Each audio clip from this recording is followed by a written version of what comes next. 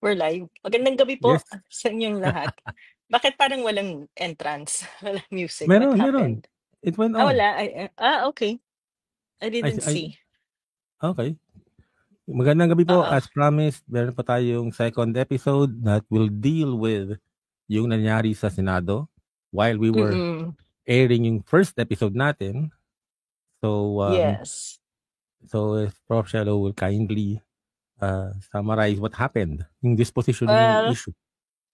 tinitingnan ko pa nga yung ngayon. Hanggang ngayon po ay nagvo-vote pa yung mga senador natin. So ang nangyari dito ay may dalawang motion. Yung first motion was a motion ni Senator Tito Soto na i-table yung motion ni Senator Marcoleta. Kasi ang motion ni Senator Marcoleta ay i-dismiss na itong impeachment case kay VP Sara. Pero nung unang speech pa nga lang ni Senator Marcoleta ay medyo sumasakit yung ulo ko dahil ang content ng speech niya ay halos not so much on the Supreme Court decision but mas pagtira sa House of The House. Yes, Representatives. yes. And medyo uncomfortable ako kasi parang feeling ko at some point medyo twisting na yung mga legal framework sa mga sinasabi niya. For example, stating na may apat na nakaso laban kay VP Sara and therefore violating the Yes. one-year ban, which I think is not correct. Diba? So ako habang pinapakinggan ko yun, nababother ako on how some of our senators are twisting yung facts based on this Supreme Court decision. But anyway, so, yung motion na yon to dismiss ay nag-evolve at naging motion to archive. And ang understanding, syempre ang gumawa nung uh, amendment na yon ay si Senator Cayetano. At ang explanation niya doon sa pag-archive ay pwedeng i-revive uli. Just in case the Supreme Court reverses itself dun sa decision nila regarding the impeachment case. But very interesting din yung na ano talaga ako sa logic ni Marcoleta because he's saying na speculative at hopeless kapag sinasabi mo na i-reverse ng Supreme Court yung sarili niya pero hindi speculative kapag sinabi niya na hindi i-reverse ng Supreme Court yung sarili niya. Para so ano ka, may bolang kristal, you can see. And then, well, eventually, Senator Riza presented some evidence showing na there were situations when the court, even with a unanimous vote dun sa first decision nila, reversed itself.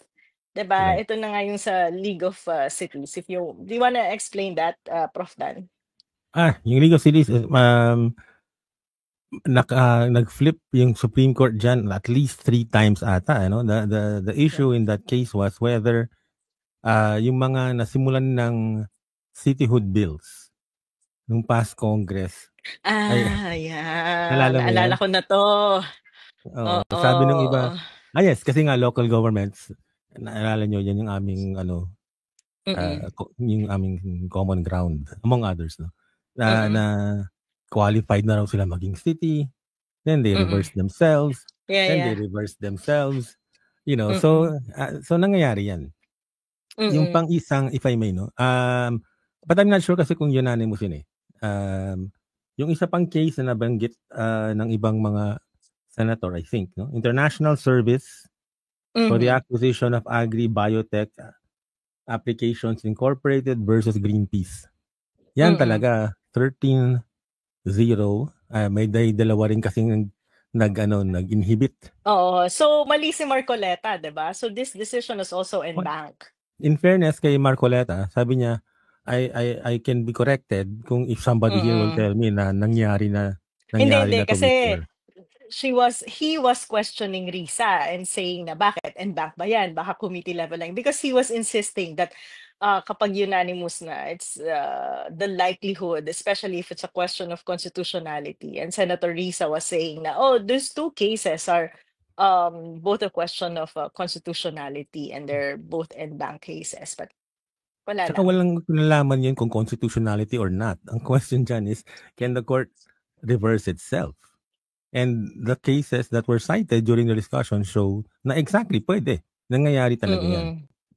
If I may, gusto ko lang i-emphasize, no, kasi nakaka-win lang minsan yung sabihin na 13-0 yan eh, unanimous. But I had to explain na you don't need the 13 to change their Yeah. mind. You only need 8 Yeah. vote. Okay? Yeah.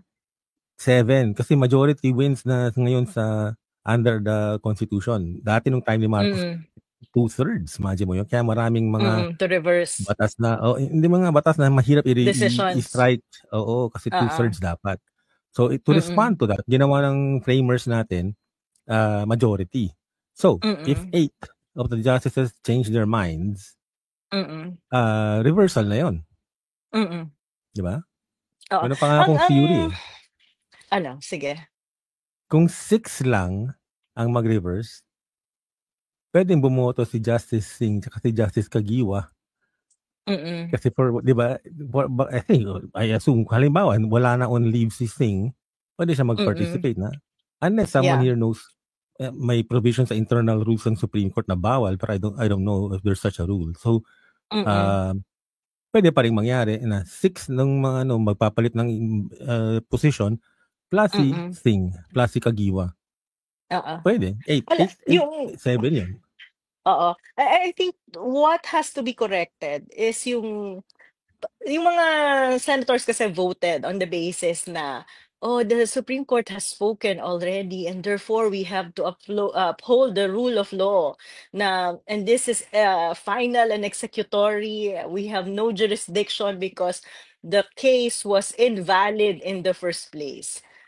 What is your appreciation? At saka ang daming hugot ng mga senador, puro criticism sila sa mga nagbibigay ng uh, opinion and nag-discuss ng case ng Supreme Court saying na, well, ang dami daw political analysts ngayon and Supreme Court ang highest court. Wala naman daw higher than the highest court. Parang, Yeah. let's go first dun sa yung interpretation ng Ang sabi kasi mga ng Supreme Court, senators about that.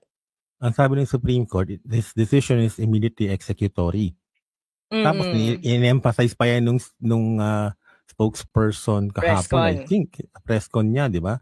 Ano Yeah. ba, is that the same as final? Yeah. Hindi po, okay? And I will read another case saying na, mabilis lang ito, one sentence.